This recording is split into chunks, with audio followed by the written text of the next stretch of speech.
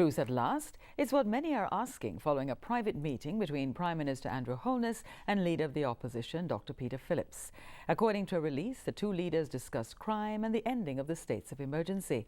But before today, there was uncertainty over whether the meeting would have been held in the first place, with the opposition initially declaring not enough notice had been given. TVJ's Herman Green picks up that story.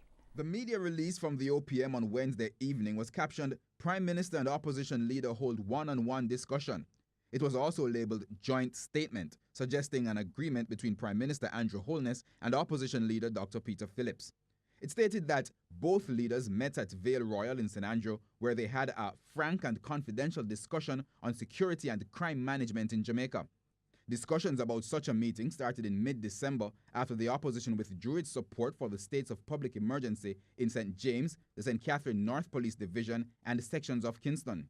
On New Year's Eve, the OPM sent a release indicating that it had invited the opposition leader to meet on January 2. It also criticized the opposition's argument regarding the non-extensions of the SOEs, stating that they were either confused or disingenuous. In response, Dr. Phillips blasted the Prime Minister, saying the invitation was unrealistic because of the timing around the New Year's Day holiday.